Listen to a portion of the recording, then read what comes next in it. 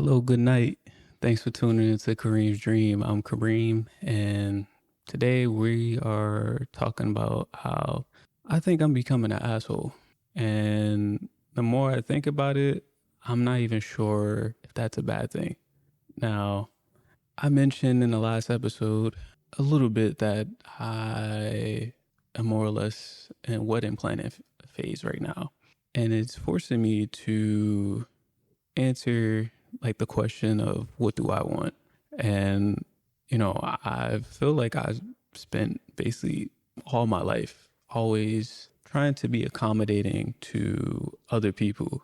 And now it's my time to say, hey, this is what I want. And it's kind of crazy. It's really crazy because this whole process, I've been asking people, hey, is this, convenient for you?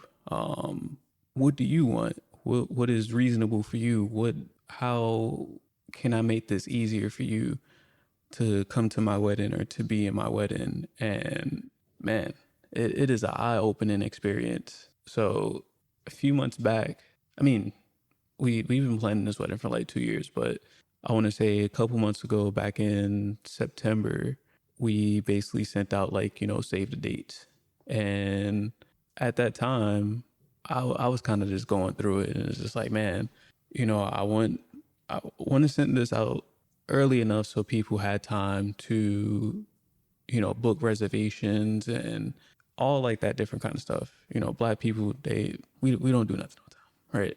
We gonna wait to the last minute, whatever. But wanted to keep that in mind and give them enough space so that way people can show up for me. And over, I want to say like these last 2 years, because I proposed to my wife now at our housewarming, and planning a housewarming when most of our family is in New Jersey and we're in Texas kind of told us, what to expect. And, everybody's financial situation is different. And I had, some people weren't able to make it, which is understandable. Some people, what I didn't like about that process, they kind of waited until the last minute, whether they were afraid to disappoint me or whatever the case. But I learned from that situation. It's like, okay, cool. I'm going to open that door for you, and I'm going to give you the space, the safety to say like, hey, I can't show up for you in the way that you want me to. And I'm kind of expecting people to be like, however, here's how I can show up for you, rather than just being a flat no. And so, yeah, now we're here at this point, and I feel like I don't even feel like I am reevaluating my relationships with people who I have showed up for countlessly. And I kind of made a mental note to myself that this will be like that nail in a coffin, because I have trouble closing out relationships because I'm always questioning if there was something I could have done differently, or, was I a burden to a person, etc. I had a friend that when I invited them to my housewarming, they basically said that I was pressuring them and they didn't feel like they could say no. So again, being understanding, I'm like, hey, I get it. You have social anxiety. You're wondering who's going to be there. The things that I have had, however you want to phrase that, social anxiety. So I understand and I empathize. However, I need you to be upfront with me. And now I'm going into the wedding, and it's like, I'm sending out invites, and some people are like, yo, the way that you phrase that, you know, seem like you're being an asshole. And I'm like, again, trying to understand from their point of view. And I'm like, nah, I'm not being an asshole. I am saying exactly what I want. And if you can't meet that requirement, just say that. Like, I get it, as adults, there's ego, there's pride, and all that kind of stuff, right? And I can understand how you may feel that, you should have X, Y, and Z at a certain point in your life. And because you haven't met that quota or that criteria, you may not feel that you're successful. I understand that. However, that that's not my problem. Like, you need, as your friend, as your boy, like, I feel like the conversations we have, I'm always open to where you can be transparent, you could be vulnerable and say like, yo, I can't show up for you in that capacity. But again, like I said, this wedding process has been very eye-opening and putting a lot of things into perspective, right? So another thing, as I mentioned in my last episode, my dad is the person who taught me how to save money and how to spend money. And like I said, I have like this scarcity mindset because it's like, man, I can't just be spending willy nilly because I might have some obligations that I need to actually tend to. And this whole process of getting married for me has been a very financial decision, a very calculated and a logistical decision. And I'm thinking about it from like a utility perspective. It's like, all right, if I were to die, my wife will have power of attorney over me. You know, I'm getting tax benefits, all like this different kind of stuff. And it hasn't been an emotional one. And I'm learning that as I get closer to that day, it's really starting to sink in, right? So I mentioned that my wife is my wife now, but my wedding is coming up, right? So this past week, we went to the courthouse, and it was very, the word that is coming to mind, transactional. Up until that point, is very, again, on paper business. And when we were at the courthouse, we asked, I was like, can I record this? Because I want to remember this. And the judge was like, no. And it forced me to be like very present, because now, in retrospect, it's like, man, I probably would have been looking at the camera to see if it's getting my best side and all this different kind of stuff. And fortunately, we couldn't record, so that didn't happen. But like, as I was holding her hands and, repeating the words to the judge, and we kind of had to do our vows on the fly, it was starting to sink in. It was very emotional. And I'm like, wow, she said, why do you want to marry her? Tell her why you want to marry her. And your boy was trying to hold it together. But when she started her side of why she wanted to marry me, man, all the feelings and all the emotions just started to come together. It's just like, man, you know, I want to be with her, and it is more than just signing a certificate, man. Whew. But back to how I feel like I'm becoming an asshole, right? So, like I said, we more or less started really getting into the thick of it back in September. So my wife, or fiance at the time, I'm gonna go back and forth between those two because it's still new and fresh to me. Um, and I call her my girlfriend every now and then, depending on how fast I'm speaking. But uh, my wife, or fiance at the time, she was like, let's send out these wedding proposals. Like, hey, do you want to be my groomsman? Um, do you want to be my best man? Do you want to be my bridesmaid? All like this different kind of stuff. And she was doing like a lot of different things to basically have the wedding that she wanted. And I was there bitching and moaning every step of the way because to be honest with you, it was putting me out of my comfort zone. I have only been to maybe like 3 weddings, and they have been smaller. And to me, like looking at like my dad's wedding, because that's really like the main wedding that I was like old enough to like really remember. I was 15 at the time. It was a few people. My dad just kind of, threw it together last minute. And not to say like it was a not put together wedding or anything. Like, everybody was dressed up, everybody, was prepared for the day. But the word that's coming to mind was, I guess, like more intimate or whatever. And it's just like, okay, cool. That's what I'm familiar with. So that's what I want to have.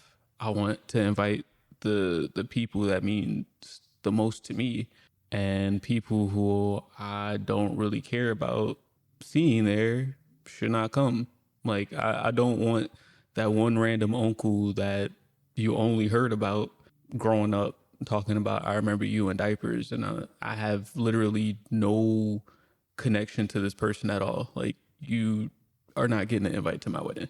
And, again, so like from that standpoint of like the logical side or like business side of it, like financial side, it's like, all right, each person is going to cost me this.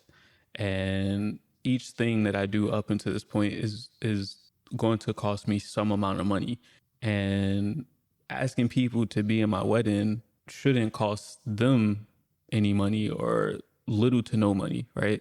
Like, when I think about it, my dad's wedding, we went to Men's Warehouse, and everybody, rented their suit, and you got it somewhat, fitted to you. I'm not even really going to call it tailored, but you got it somewhat fitted to you, and, you know, whatever the fit was on that day, that's what it was.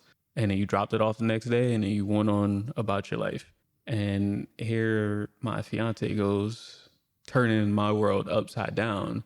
And it's like, nah, you and I, or me and her, we're going to, take pre-engagement photos, and then we're going to take pre-engagement photos. Like, we're going to have two different styles of clothing. Like, one is like a more casual, informal kind of vibe. This probably be like something that you'll wear to like a nice dinner or a nice going out, maybe something that you wear like on your birthday. And then there's like the formal evening ball, like something that you'll wear to a gala. And I'm a small dude, right? I'm probably like 120, 5'7" to paint the picture for you. So that means I can't buy anything off the rack. And each one of these attires requires me to get, in my opinion, extensive tailoring, right? And I have to buy this suit that I may or may not ever wear again, right? So I have two outfits. Let's call both of them 150 to 200, right? And then I have to go get it tailored on top of already paying $300-$400. And each tailoring costs like another 200. So we're at what, like $700? And I haven't even taken photos yet. All right. Again, I'm bitching and moaning every single step of the way. Cause I'm like, yo, that's $700. Like, bro, I ain't never gonna see this money again. I'm never gonna wear these clothes again, bro.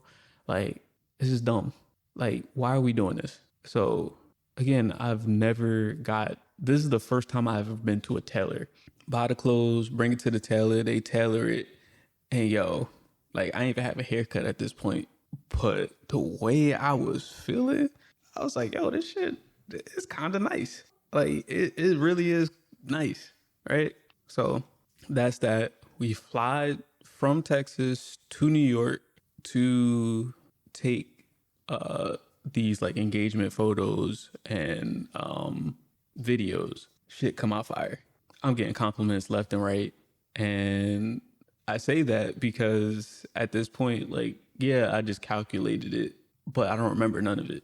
And I'm in a position where I can afford to do such things. But every step of the way, I'm like, yo, this is uncomfortable.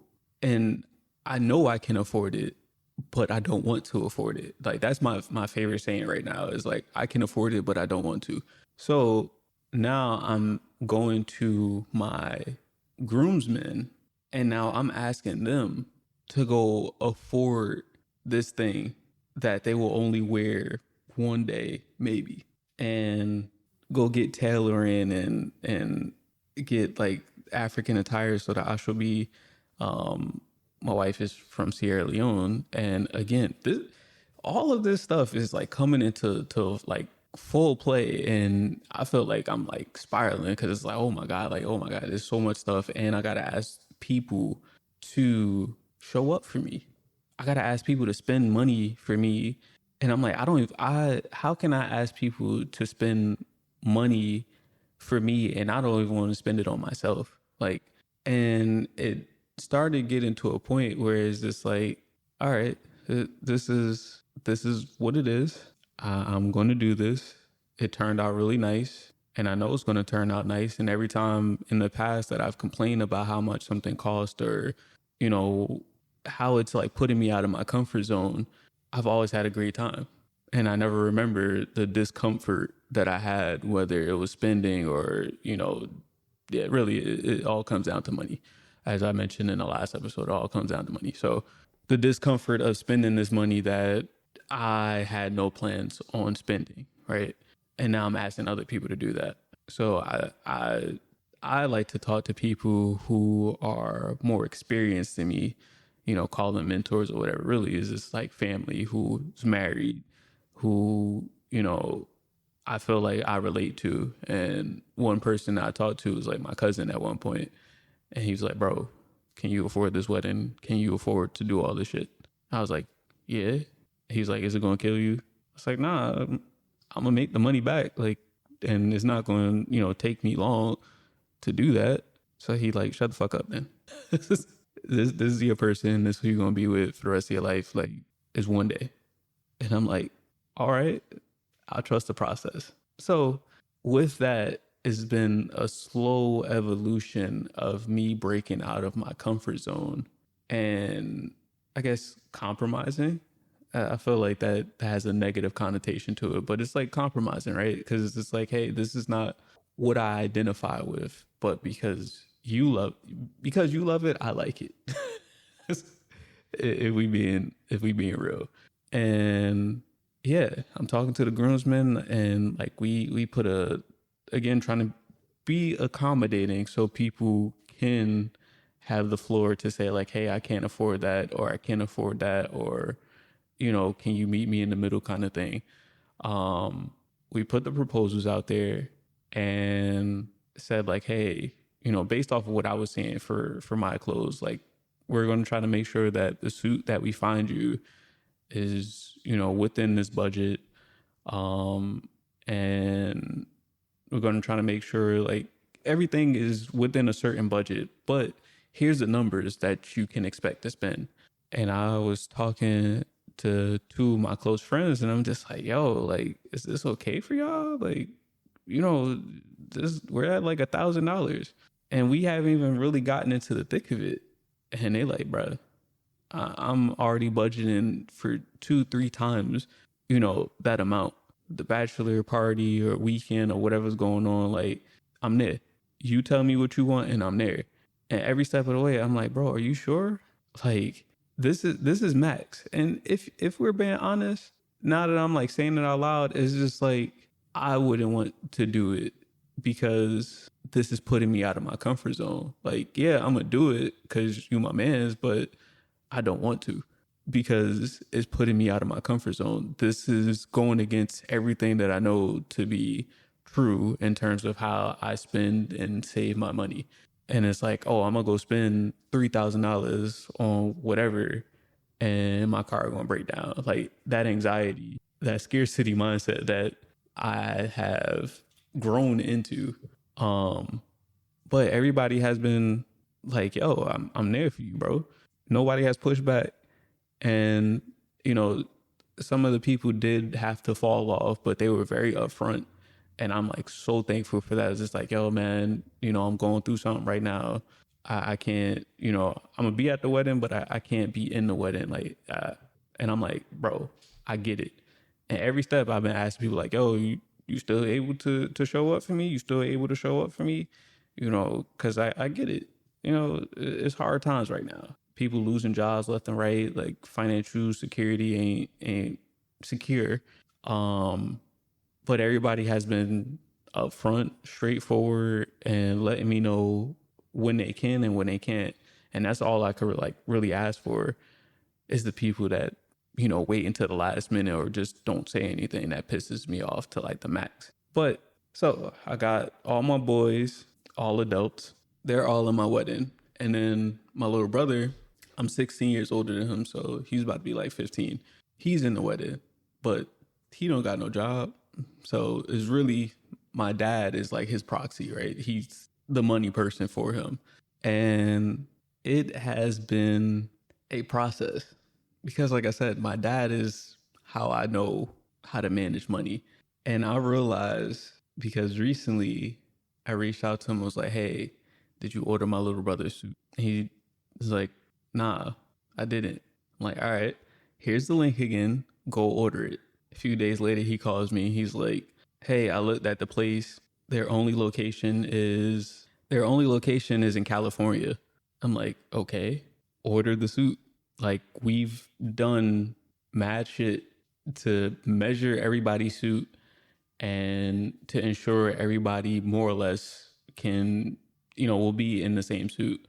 Unfortunately, my little brother, he's tall and skinny like me. He's actually taller than me. Um, we had to like switch out his suit at last minute. We didn't tell my dad that because he probably gonna get overwhelmed. But we took all these measurements so that way you can order the suit for him. And like we know what suits, we can actually propose to people to get that, falls within the criteria.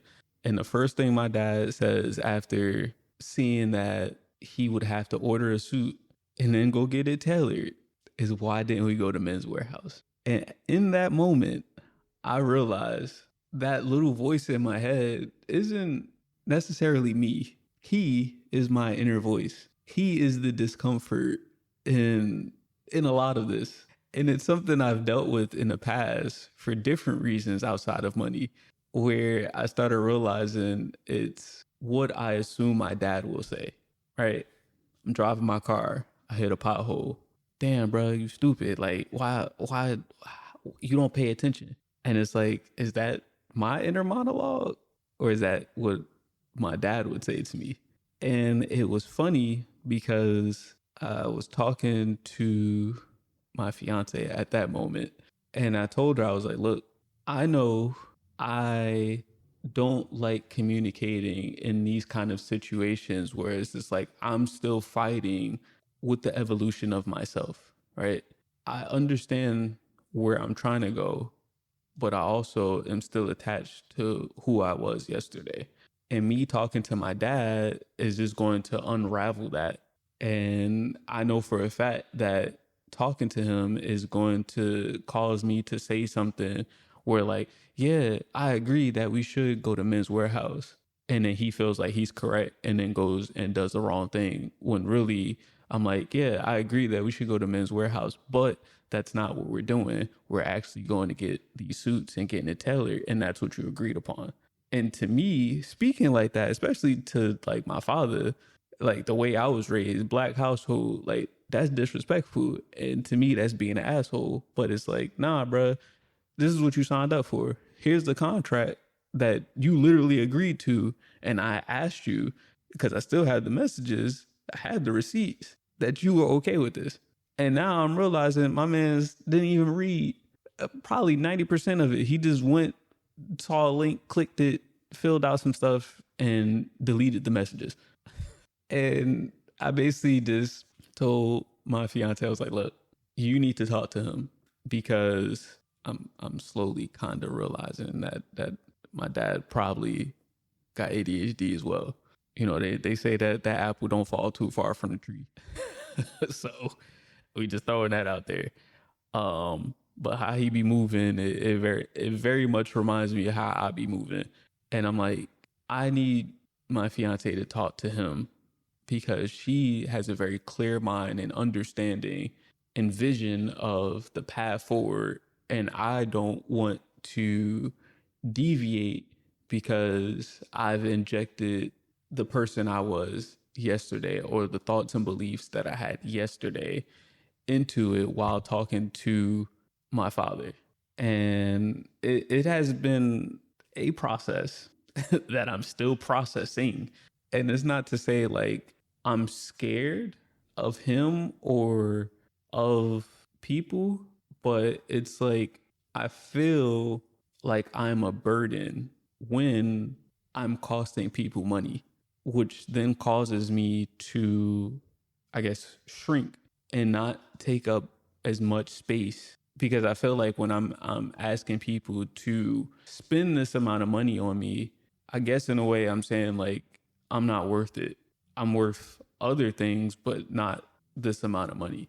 And I don't know. I'm still trying to figure it out, right? I feel like I feel like I'm worth it. However, I don't know how to communicate that I'm worth it without feeling like I'm an asshole. Like I don't deal with confrontation well. And for me, I go 0 to 100, like a light switch. There is no in between negotiating and talking about it. It's like if I'm still processing and evolving and I don't fully understand the concept of this thing, there is no negotiating and conversating about this thing. It's just do what the fuck I said to do or don't. There is no in between. And that's why I feel like an asshole, because it's just like, yo, just do it or say that you can't and let's move on and not have this conversation anymore, because I don't fully understand what it is that I'm asking you to do. I just know that I want you to do it because it's going to turn out nice and it's going to look nice and I'm going to have the time of my life and that's it. And I can't get into all the other stuff because then we start unraveling again that evolution. Like I'm still coming out of my shell right now. I still got, I don't know if you ever watched SpongeBob, you remember when Mr. Krabs came out of his shell and he was soft body? That's me right now. I'm evolving. I'm soft body right now. Like, don't touch me. I'm vulnerable. And while I'm vulnerable, I'm a bite. Like, that's how I feel right now. And is look, I don't really got much to say, but it's just like when I think of who I'm becoming, I really feel like I'm becoming an asshole. And this wedding is going to force me to that place. And like the person that I see I'm like becoming, it makes me understand why old people are the way they are. You always see old people and it's like, yo, grandpa don't give a fuck about what nobody cares or says cares. Grandpa just be doing whatever he want. Grandma, yo, don't talk to my grandmother because she gonna say some shit that gonna have you wanting to put her in the headlock. Like, I get it. I get it. Because they've lived their entire life and they about to die and they don't care no more. They don't care about hurting feelings. They don't care about you crying, your emotions, empathy, anything. It's just whatever grandma want, whatever grandpa want, whatever that old dude from around the corner want. He gonna say it, he gonna get it, and he gonna move on with his life. He might tell you sorry, he might not. I don't know. But I feel like this is one of those situations that is gonna put me much closer to old Kareem if I'm keeping it a buck with you. But yeah, that's all I got for this episode. I'm just processing and just looking at like, damn, I'm becoming an asshole and I don't know if I'm happy or scared about it. So I'm gonna just ask you, if you're listening on a platform that you can leave a comment on, let me know like what has this process been like for you if you've had to face it? If you had to come out of your shell and start telling people what you wanted, what you needed, how to show up for you, like, did you feel like you were being an asshole or did you just feel like you were just being yourself? And if you did feel like you were being an asshole, let your boy know what I could do so I could stop feeling like this. If you figured out a way to overcome this. So I'm out of here. Hello, good night. You've been listening to Kareem's Dream. And I guess my dream is to be an asshole. So peace out. I'm going to catch y'all in the next one.